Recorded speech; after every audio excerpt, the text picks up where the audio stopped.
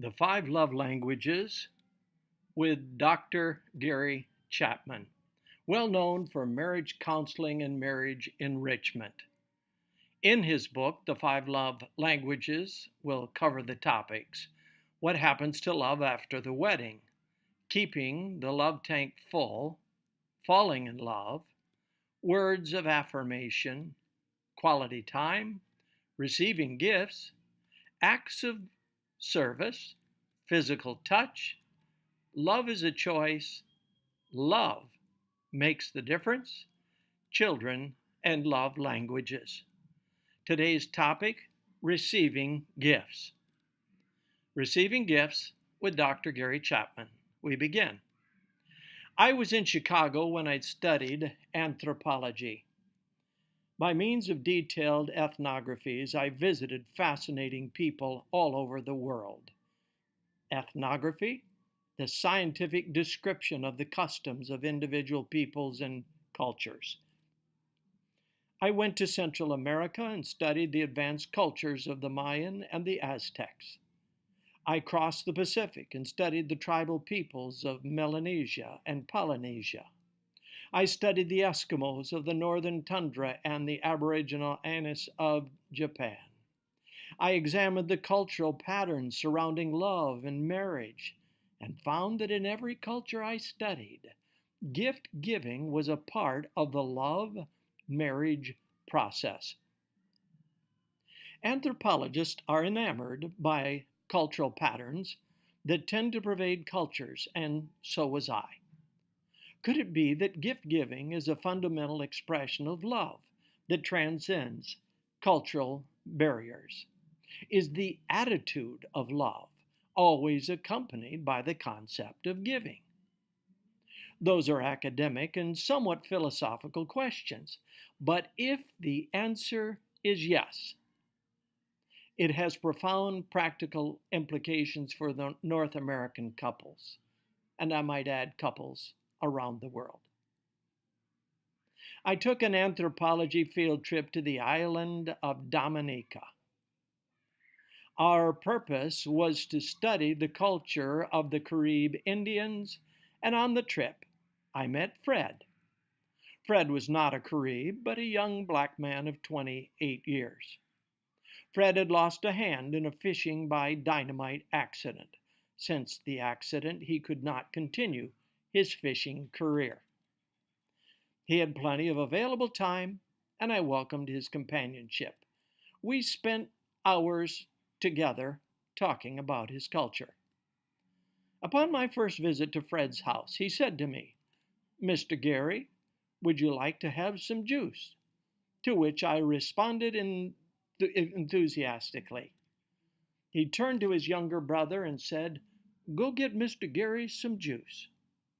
His brother turned, walked down the dirt path, climbed a coconut tree, and returned with a green coconut. "Open it," Fred commanded.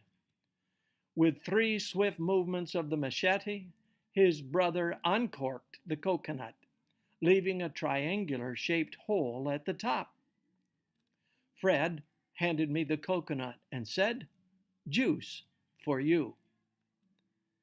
It was green, but I drank it, all of it, because I knew it was a gift of love. I was his friend, and to friends you give juice. At the end of our weeks together, as I prepared to leave that small island, Fred gave me a final token of his love. It was a crooked stick 14 inches in length, which he had taken from the ocean. It was silky smooth from pounding upon the rocks.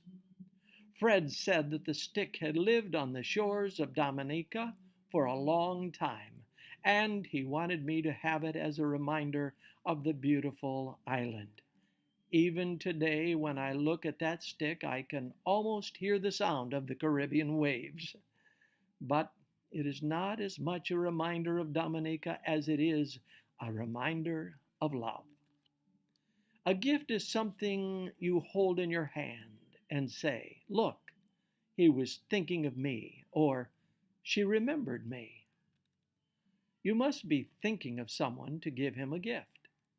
The gift itself is a symbol of that thought. It doesn't matter whether it costs money. What matters is that you thought of him.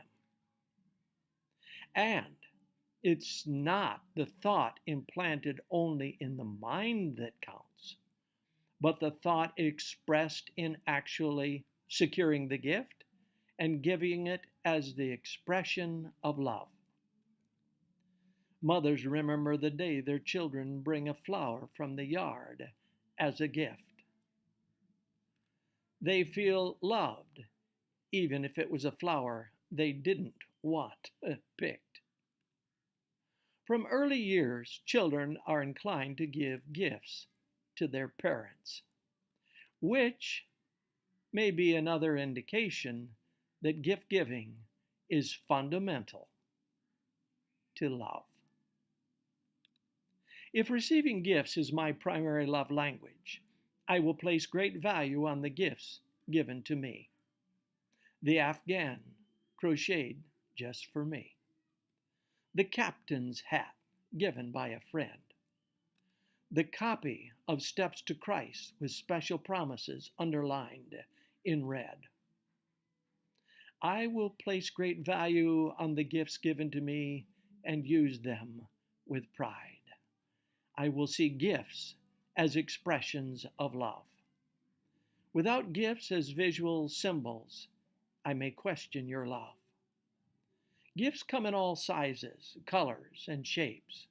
Some are expensive, and others are free.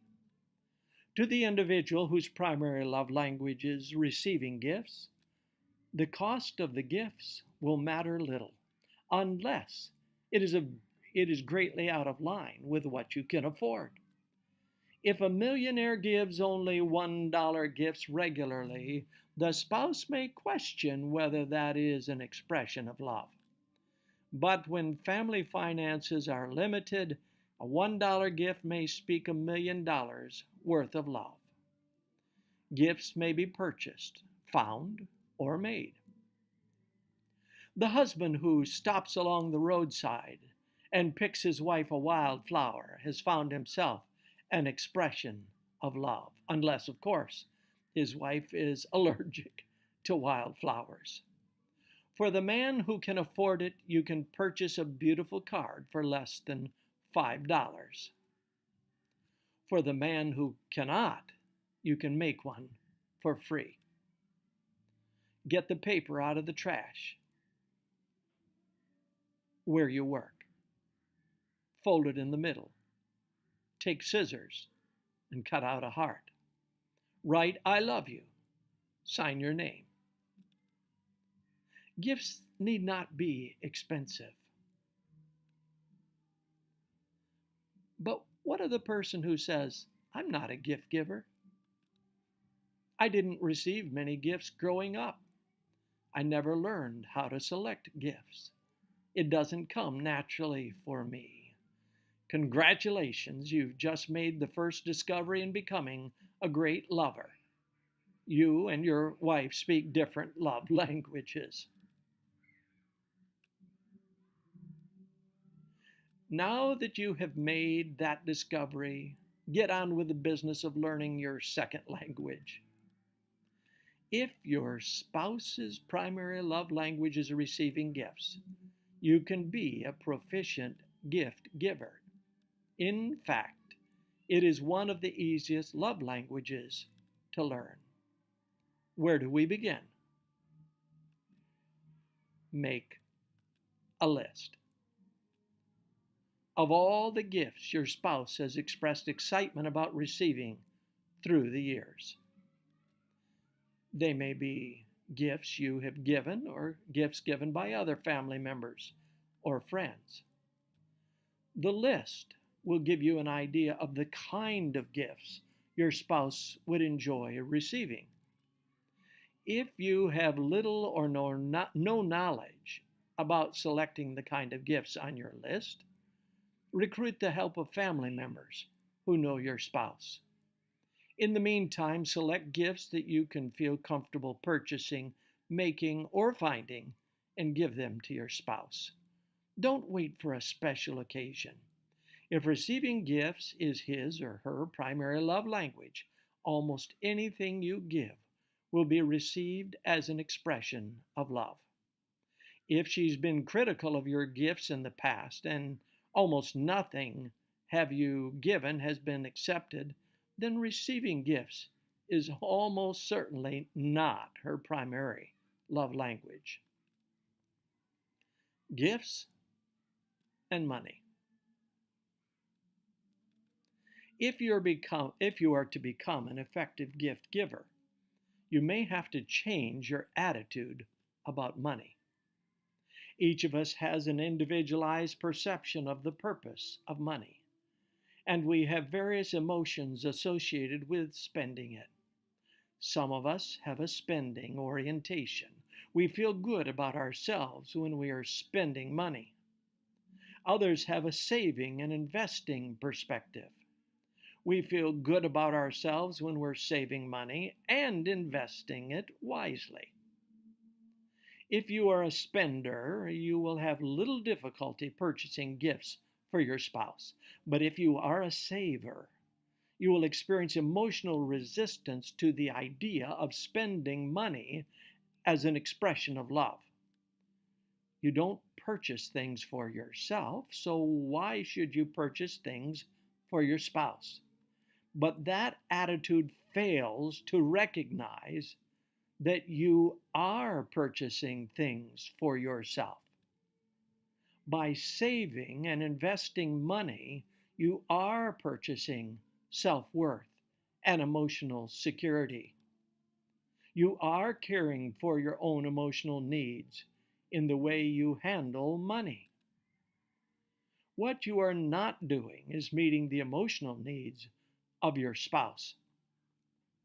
If you discover that your spouse's primary love language is receiving gifts, then perhaps you will understand that purchasing gifts for him or her is the best investment you can make.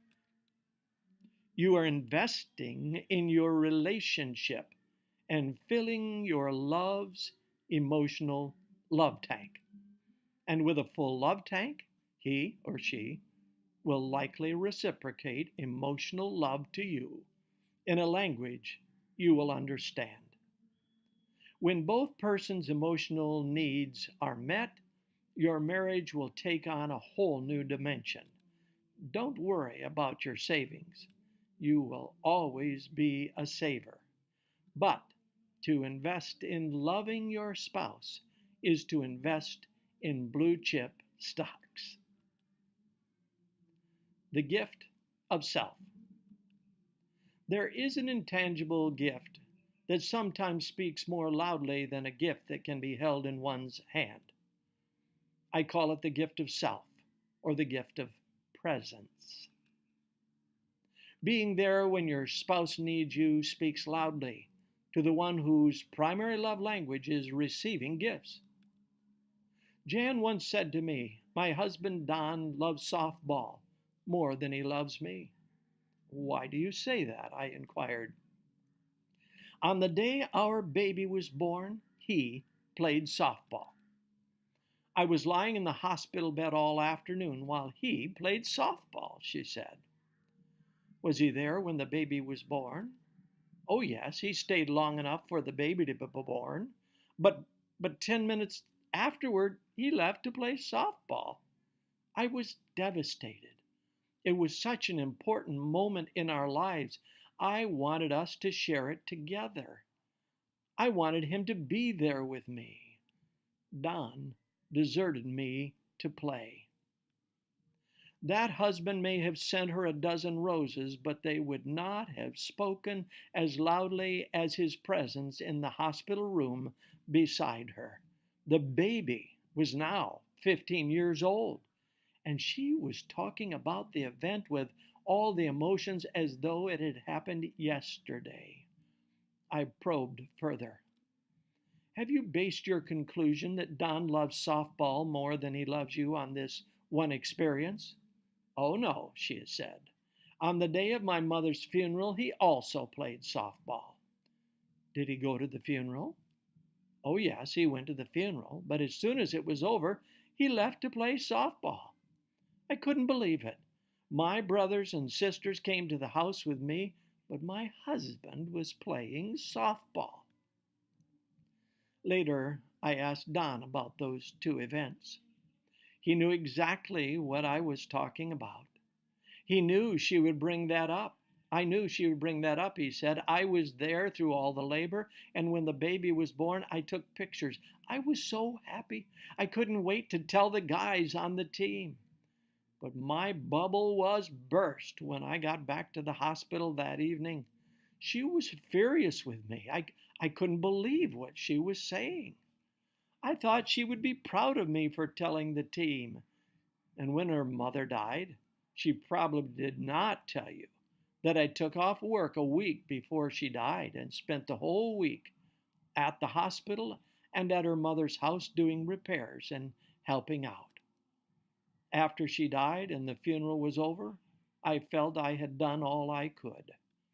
I needed a breather. I liked to play softball, and I knew that would help me relax and relieve some of the stress I'd been under. I thought she would want me to take a break. I had done what I thought was important to her, but it wasn't enough. She has never let me forget those 2 days. She says that I love softball more than I love her. That's ridiculous.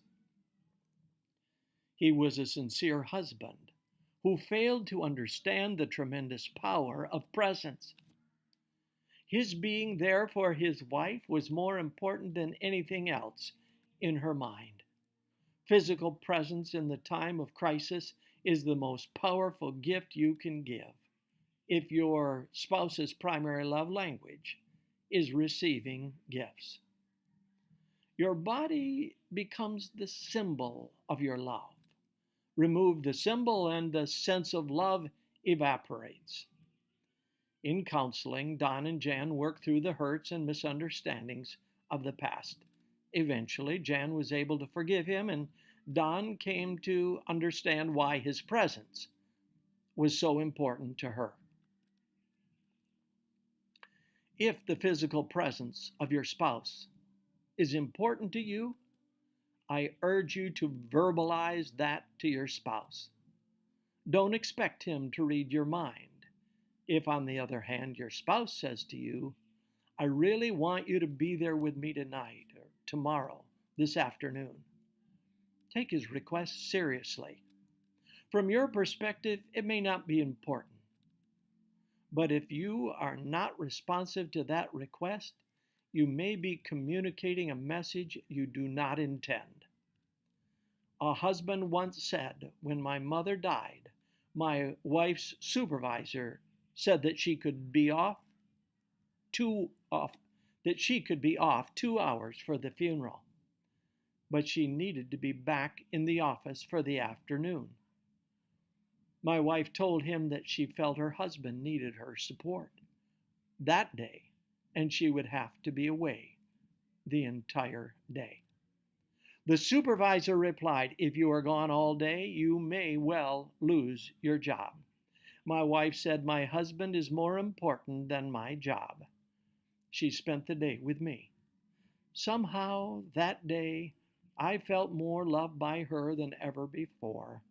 I have never forgotten what she did. And incidentally, he said, she didn't lose her job. Her supervisor soon left, and she was asked to take his job. That wife had spoken the love language of her husband, and he never forgot it. That's the key. Almost everything ever written on the subject of love indicates that at the heart of love is the spirit of giving. All 5 love languages challenge us to give to our spouse. For some, receiving gifts, visible symbols of love, speaks the loudest.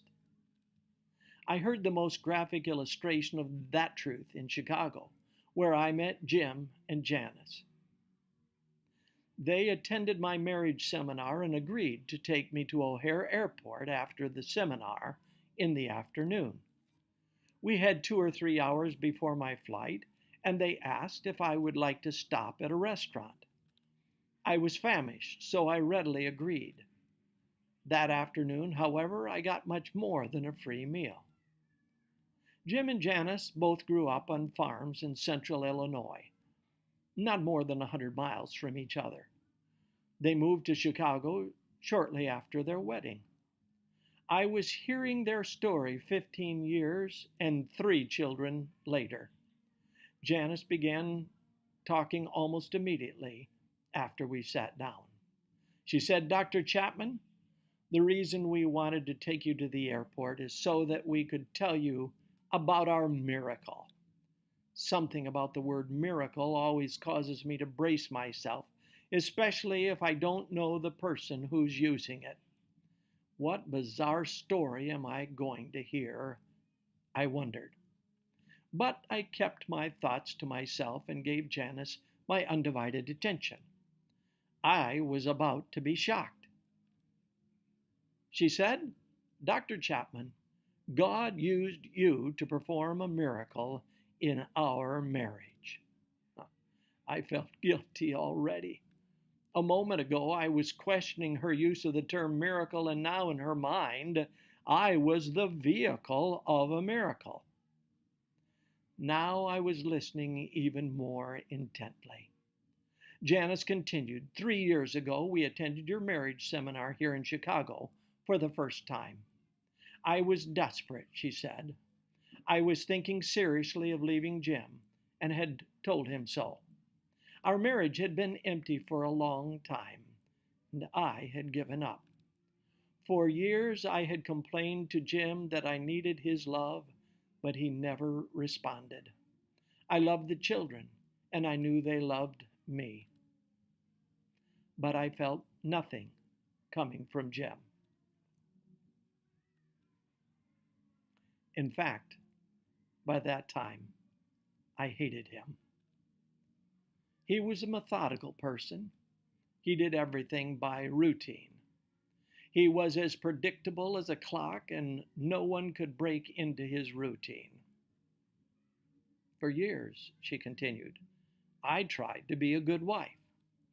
I cooked, I washed, I ironed, I cooked, I washed, I ironed. I did all the things I thought a good wife should do. I had sex with him because I knew that was important to him. But I felt no love coming from him. No love. I felt like he stopped dating me after we got married and simply took me for granted. I felt used and unappreciated. When I talked to Jim about my feelings, he'd laugh at me and say, we had a good marriage as anybody else in the community. He didn't understand why I was so unhappy.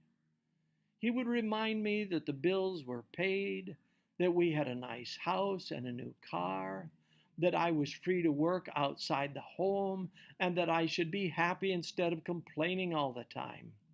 He didn't even try to understand my feelings, and I felt totally rejected. "Well, anyway," she said as she moved her tea and leaned forward, "we came to your seminar 3 years ago. We had never been to a marriage seminar before. I did not know what to expect, and frankly, I didn't expect much. During and after the seminar, Jim didn't say too much. He seemed to like it. He said that you were funny, but he didn't talk with me about any of the ideas in the seminar. I didn't expect him to, and I didn't ask him to. As I said, I had already given up by then. As you know," she said, "the seminar ended on Saturday afternoon. Saturday night and Sunday were pretty much as usual, but Monday afternoon, he came home from work and gave me a rose. Where did you get that?" I asked. I bought it from a street vendor," he said. "I thought you deserved a rose." I started crying. "Oh, Jim, that is so sweet of you." In my mind, she said, I knew he bought the rose from a Mooney. I had seen the young man selling roses that afternoon, but it didn't matter. The fact was, he had brought me a rose. On Tuesday, he called me from the office at about 1:30 and asked me what I thought about his buying a pizza and bringing it home for dinner. He said I thought I might enjoy a break from cooking dinner. I told him I thought the idea was wonderful, and so he brought home a pizza and we had a fun time together. The children loved the pizza and thanked their father for bringing it. I actually gave him a hug and told him how much I enjoyed it. When he came home on Wednesday, he brought each of our children a box of Cracker Jacks. And he had a small potted plant for me. He said he knew the rose would die, and he thought I might like something that would be around for a while. I was beginning to think I was hallucinating. Thursday night after dinner, he handed me a card with a message about his not always being able to express his love to me, but he hoped that the card would communicate how much he cared. Again, I cried, looked up at him, and could not resist hugging and kissing him. "Why don't we get a babysitter on Saturday night and the two of us go out for dinner?" he suggested. "Well, that would be wonderful," I said. On Friday afternoon, he stopped by the cookie shop and bought each of us one of our favorite cookies. Again, he kept it as a surprise, telling us only that he had a treat for dessert. By Saturday night, she said, I was in orbit. I had no idea what had come over Jim or if it would last, but I was enjoying every minute of it. After our dinner at the restaurant, I said to him, "Jim, you have to tell me what's happening. I don't understand." She looked at me intently and said, "Dr. Chapman, you have to understand this man had never given me a flower since the day we got married. He never gave me a card for any occasion. He always said it's a waste of money. You look at the card and throw it away. We'd been out to dinner one time in 5 years. He never bought the children anything and expected me to buy only the essentials. He had never brought a pizza home for dinner. He expected me to have dinner ready every night. I mean, this was a radical change in his behavior." I turned to Jim and asked, "What did you say to her in the restaurant when she asked you what was going on?" I told her that I had listened to your lecture on love languages at the seminar, and that I realized that her love language was gifts. I also realized that I had not given her a gift in years, maybe not since we had been married. I remembered that when we were dating, I used to bring her flowers and other small gifts, but after marriage, I figured we couldn't afford that. I told her that I had decided that I was going to try to get her a gift every day for 1 week and see if it made any difference in her. I had to admit that I had seen a pretty big difference in her attitude during the week. I told her that I realized that what you said was really true, and that learning the right love language was the key to helping another person feel loved. I said I was sorry that I had been so dense for all those years and had failed to meet her need for love. I told her that I had really loved her and that I appreciated all the things she did for me and the children. I told her that with God's help, I was going to be a gift giver for the rest of my life. She said, "But Jim, you can't go on buying me gifts every day for the rest of your life. You can't afford that." "Well, maybe not every day," I said, "but at least once a week. That would be 52 more gifts per year than What you have received in the past 5 years, I said. And who said I was going to buy all of them? I might even make some of them. Or I'll take Dr. Chapman's idea and pick a free flower from the yard in the spring.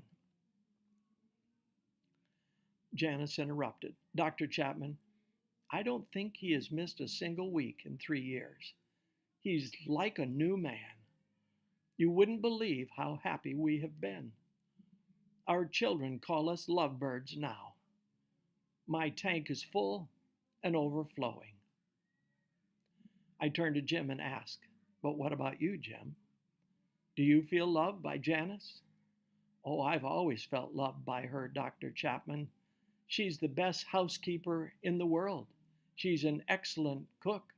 She keeps my clothes washed and ironed. She's wonderful about doing things for the children. I know she loves me. He smiled and said, now you know what my love language is, don't you? I did, and I also knew why Janice had used the word miracle. Gifts need not be expensive, nor must they be given weekly. But for some individuals, their worth has nothing to do with monetary value and everything to do with love. This brings us to our next topic, love language number 4, acts of service.